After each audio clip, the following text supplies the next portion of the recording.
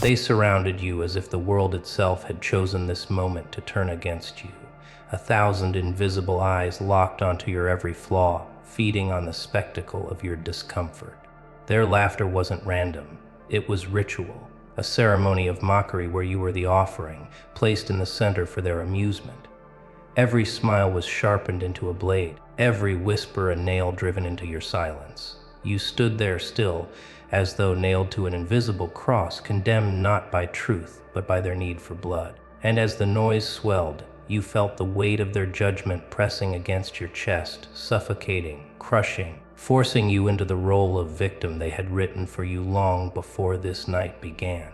Yet beneath the chaos, something else stirred. A second theater was opening, one they did not know they were building. Every mocking glance, every cruel echo, was carved into their own memory like inscriptions on stone. They thought they were ridiculing you, but they were binding themselves to the very moment they wished to erase. The public humiliation was their victory in the light, but already the shadow of consequence was growing behind them. Because what happens in spectacle never truly ends. It lingers, it festers, it returns. And while you burned under their gaze, a seed was planted in their minds that they could never uproot. You felt powerless then, as though the ground itself had betrayed you. But powerlessness is a mask, a role forced upon you for the benefit of the crowd. They thought silence was defeat, but silence is older than words. Silence has the weight of tomes, the authority of forgotten kings, the sharpness of a blade hidden beneath robes. While they screamed and roared, you carried stillness like a weapon none of them could see. And what they missed in their frenzy was how their laughter tethered them to you, how their cruelty would echo louder in their own heads than it ever did in yours. The memory they created that night was not yours to carry, it was theirs. They became prisoners of the stage they built, replaying the scene again and again, unable to escape the eyes they once mocked. What they celebrated in daylight transformed into whispers in the dark, nightmares behind closed eyes, a presence they could never banish. Because humiliation is not the end of the story. It is the inversion, the turning point, the alchemy that transforms pain into permanence. And while you walked away stripped, they walked away haunted. In that moment, you were meant to be broken. Instead, you became unforgettable.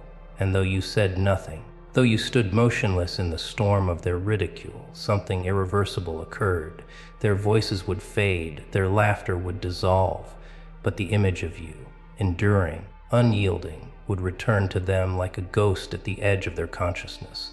They mocked you in public, yes, but that night, without ever knowing, they crowned you with a power that would follow them long after the echoes of their own laughter had died. The crowd was never innocent. They were never neutral. When they mocked you, it wasn't simply cruelty, it was survival. In their laughter lived a desperate kind of camouflage, a frantic attempt to shield their own fragile egos from the possibility that they, too, could be exposed. Each smirk, each jeer was a mask they wore to hide the trembling beneath their skin. They weren't laughing at you. They were laughing at the reflection of their own weakness, projected onto you because they could not bear to face it in themselves. You became their scapegoat, their chosen effigy, the vessel into which they poured every ounce of insecurity they carried but refused to acknowledge.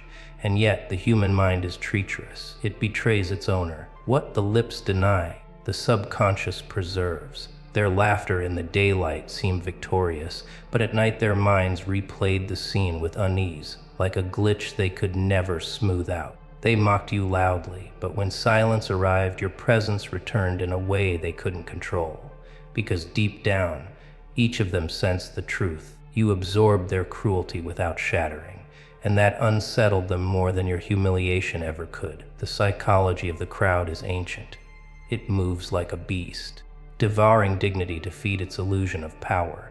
But crowds do not act alone. They conspire in a collective trance, each individual convincing themselves that if everyone is laughing, the laughter must be righteous. It is easier to hide in the herd than to stand alone in the fire. Easier to point fingers than to risk becoming the target. They mocked you because the alternative was too terrifying to confront the fragility of their own existence. So, they chose the ritual of public cruelty, hoping the sacrifice of your image would cleanse their hidden fears. But rituals are never clean. They leave residue, psychic stains that linger long after the performance ends. That night became etched into the architecture of their memory, not as triumph, but as contamination. What they believed was entertainment became infection. In secret, they remember the way your eyes did not break, the way silence hung heavier than their noise, the way you stood as if you were both victim and witness. They carry that image like a thorn lodged too deep to remove, replaying the moment not with pride, but with a strange unease they cannot name. Because deep down, the crowd knows it was not you who was small that night. It was them. The louder they laughed, the more fragile they became. The more united they seemed, the more fractured they felt inside. And though they walked away believing they had won, a shadow followed them home. Your shadow. Not the broken version they ridiculed, but the silent presence that lingered after their cruelty, the reminder that every act of mockery is a confession of fear. They cannot escape that truth, because the truth does not need to speak, it waits. And while they try to bury the memory, it rises in the dark, uninvited, unstoppable, and eternal. They go home pretending the night is over. They laugh with their friends. They scroll through their phones. They pour another drink as if the moment never existed. But when the noise fades and the silence settles, the truth crawls out from the corners of their memory. The echo of their own laughter, once intoxicating, now returns distorted, hollow, sickening. It repeats in their heads like a glitch that won't resolve, replaying not as triumph but as exposure, because in the replay, they don't see themselves victorious. They see you standing there watching unbroken. They cannot shake the image. Your eyes remain sharper than their jeers, carving through the performance like a blade hidden in velvet. They thought they had buried you beneath their cruelty, but your silence became a mirror, and in it they see the cowardice they tried to disguise with mockery. It comes back to them in fragments, the smirk on their friend's face, the chorus of voices around them, the heat of the spotlight. Yet behind it all is your face, quiet, unflinching, unforgettable, the one thing they can't erase. At night, when the defenses of the mind collapse, the visions become more vivid. In dreams, their laughter dies halfway, replaced by unease. They hear words you never spoke, whispered from the shadows of their subconscious. I saw you. I still do. They wake unsettled, heartbeat fractured, unable to explain why their victory feels like poison. They turn the memory over in their heads, trying to change it, trying to recall it differently. But every replay only strengthens your presence. What was once mockery becomes obsession. There is a law of the psyche older than any civilization. Whatever you try hardest to suppress becomes the very thing you cannot escape. They mocked you to destroy your image, but in doing so, they engraved it into their minds with fire. You became the ghost they conjured themselves. By scorning you, they bound themselves to you. Now their laughter is a chain that drags them back to that night again and again, each echo a ritual of remembrance. And here lies the torment. In the crowd, they felt powerful. They believed the spectacle would vanish the moment the lights dimmed. But in solitude, where no one is watching, the power is gone and the silence is merciless. Their shadows betray them, their dreams expose them. Their own minds deliver you back to them with cruel precision. They cannot run, they cannot rewrite. They cannot kill the memory without killing a part of themselves. So they carry you into every dark room, into every sleepless night, into every moment of quiet thought. What they wanted buried now walks beside them, whispering without sound, commanding without effort. They thought you were the victim, but the truth, the one they will never admit aloud, is that you own the silence they fear most. And in that silence, you never left. You never will. They thought silence was weakness. They mistook your stillness for surrender, your refusal to speak for fear. But silence is not absence. It is presence sharpened into something unbearable. When you stood there without a word, you shifted the weight of the room. Their noise filled the air like smoke, but your silence was the fire hidden underneath. Every laugh that echoed against your stillness only carved your image deeper into their memory, because nothing haunts louder than what remains unspoken. In that moment, you became untouchable. Words could be twisted, mocked, forgotten. But silence endures. Silence is a mirror. It forces them to see themselves when they least expect it. While they danced in their cruelty, your quiet gaze marked them. And in the quiet, they saw something they couldn't laugh away. They saw themselves exposed, childish, desperate, fragile. The unspoken stripped them bare in ways 1,000 shouted replies never could. What they thought was a victory became a curse, for silence is a seed. It burrows deep into the soil of the mind, hidden at first but growing relentlessly. Days later, weeks later, the echo of their laughter fades, but the memory of your silence grows sharper. They replay it in the quiet hours, trying to recall if they saw anger in your eyes or something darker, something patient. They cannot tell, and that uncertainty consumes them. You didn't need to fight back. You didn't need to raise your voice. By refusing their game, you created a shadow larger than any insult they threw. That stillness became myth, and myths are not forgotten. You became the figure they whisper about without naming, the one who endured humiliation yet stood as if cloaked in something ancient. It unsettled them because silence is not passive, it is strategic. It is the oldest weapon, older than empires, sharper than any blade. Kings fell to it, armies trembled before it. And now, so do they, their chaos met your stillness, and chaos always collapses when faced with what it cannot penetrate. You held a mirror to their frenzy, and now the reflection follows them. Your silence became the invisible chain around their thoughts. In mocking you, they bound themselves to the memory of you. In thinking they won, they ensured you would linger. And you know this truth power doesn't always roar. Sometimes it waits. Sometimes it watches. Sometimes it speaks not in sound, but in the unbearable weight of what was never said. That is the power of the unspoken. It lingers where words decay. It grows where noise dies. It transforms shame into weapon, mockery into myth, and weakness into a crown they will never admit they placed on your head. They thought they silenced you, but what they really did was teach themselves a lesson they will never escape. That silence, once burned into memory, is eternal. And you, the silent one, became unforgettable. At first, they spoke of you with the ease of predators circling a wounded animal. Your name was a punchline, their voices sharp with certainty, their confidence swelling inside the safety of numbers. They mocked you as if the moment was permanent, as if their laughter would echo forever while your silence faded into nothing. But silence does not fade, it lingers, it thickens, it grows teeth in the shadows. What they thought was weakness became a seed of power, and the seed began to grow the instant the noise ended. Now, when your name surfaces, it does not invite laughter. It provokes hesitation. It trembles in the air, a reminder of something unspoken, a weight none of them can explain. Conversations shift when you appear, even in absence, a subtle hush, a nervous glance. Their words fracture, no longer clean or cruel, because they know what they carried home that night. They mocked you in public, but in private they surrendered. The memory replays in their minds not as triumph, but as unease. Your silence, once overlooked, has become their tormentor. They realize now that power is not always displayed in fire or fury. Sometimes power is the shadow that follows them long after the stage is gone, the unanswered question that gnaws at their confidence. And you, without lifting a hand, became that shadow. This is the shift. It is not dramatic. It is not loud. It moves like a slow turning of the tide, invisible at first, undeniable later. They no longer mock because they cannot control the echo. They fear the reminder of how they looked at you and how you looked back. That gaze did not vanish, it engraved itself in their memory.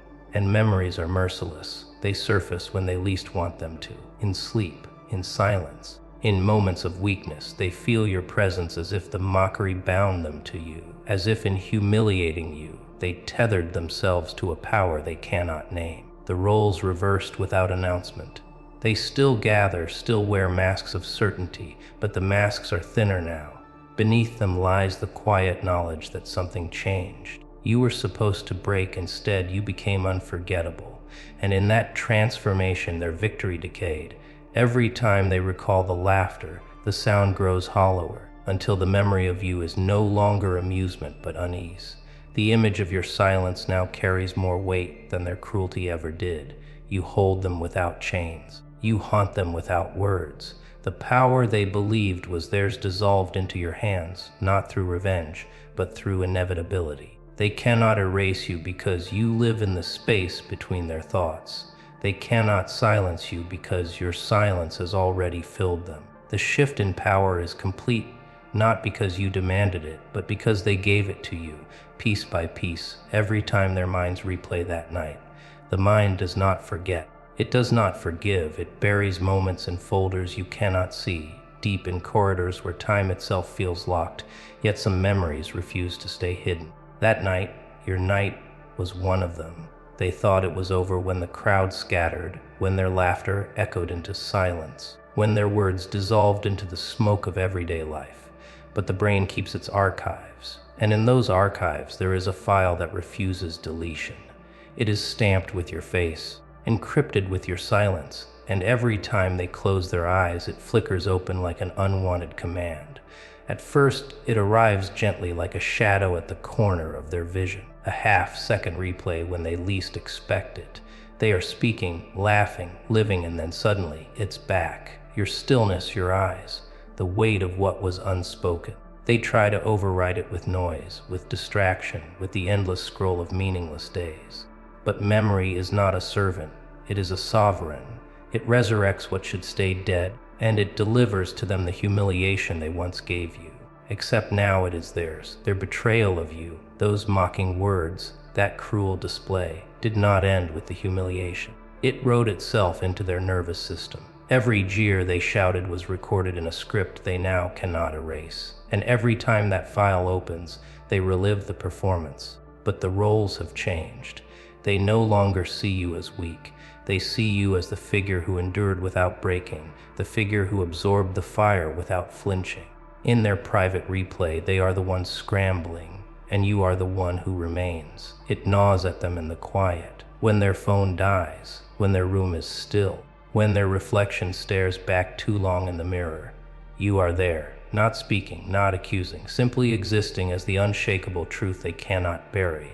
Their laughter, once armor, has corroded into rust, and all that remains is the echo of their own cruelty bouncing against the walls of their conscience. You became the ghost they cannot exorcise. They may deny it in daylight, they may pretend you have been erased, but inside, the forbidden archive opens on its own. It is like a cracked door they cannot close, like a hidden file that duplicates itself every time it's deleted. No matter how many layers of distraction they build, the image of you leaks through, glowing faintly in the dark corners of their thought, and the more they resist, the louder it becomes. Silence against noise, presence against absence, you against their entire facade. This is the punishment they wrote for themselves. They mocked you, and in doing so, they forged the chains they now carry. What was once their triumph became their torment. What they thought was a spectacle ended as a haunting. The night they believed was yours to forget became the night they are doomed to remember. And so, while they try to move on, while they try to bury you beneath time, you live inside them like an unclosed file, always running in the background, always consuming their power, always reminding them that the story did not end where they thought it did. They thought the story ended that night when their laughter ripped through the air like knives. When your silence seemed like surrender, they believed humiliation was final, that a single wound in public would erase the entire fabric of who you were. But what they never understood is that shame is not destruction, it is transformation. In their arrogance, they mistook your stillness for defeat, when in truth it was the moment the prophecy took root, because every insult, every sneer, every eye that dared to watch and not intervene, all of it became the blood oath that bound them to you. Their cruelty was not an ending, it was a summoning. You stood in their mockery like a shadowed figure at the center of an ancient ritual. They thought they were breaking you down, but instead they were inscribing you into their minds, branding you into memory with fire they themselves had lit.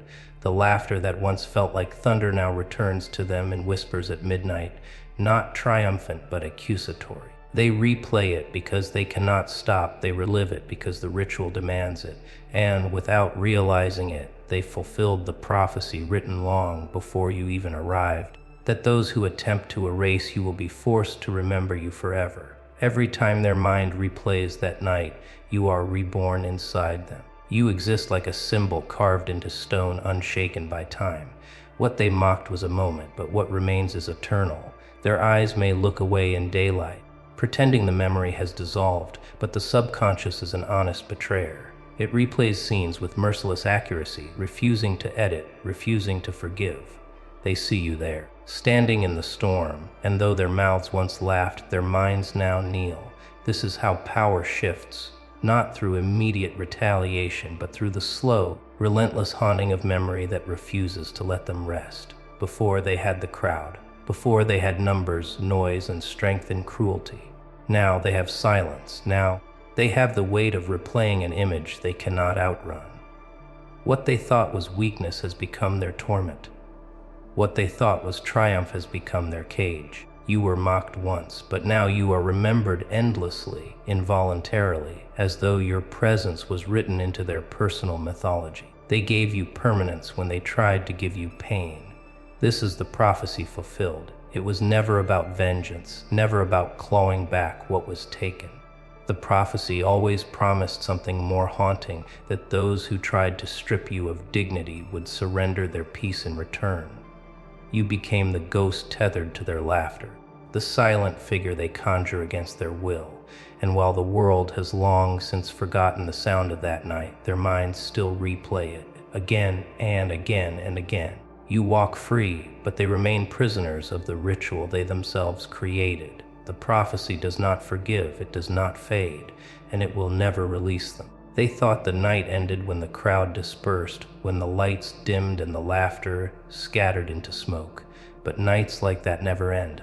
They live on, buried not in the past, but in the marrow of memory. And so, while they mocked you in public, the story refused to stay contained in that single moment. It followed them home, into their beds, into their silences. What was once humiliation became transformation. What they believed to be your collapse became the moment you slipped into the architecture of their minds. You are not forgotten. You are replayed, again and again and again. There is a power in silence that no insult can erase. You didn't fight back, you didn't beg, you didn't break. You stood there and absorbed it, and in that stillness you became something else. A shadow burned into their vision, a scar they cannot heal. Before, you were human in their eyes, fallible, easy to ridicule. But the instant their cruelty echoed too loudly in their own heads, you became untouchable. Every replay of that night is not a reminder of your weakness. It is the evidence of their own shame, the proof of how much they needed you to fall just to feel tall. Now the roles have shifted. You were the spectacle, now you are the silence after the laughter, the weight they cannot explain when your name is whispered. You don't haunt them by choice, you haunt them by design. Their own minds are the prison, and you are the warden.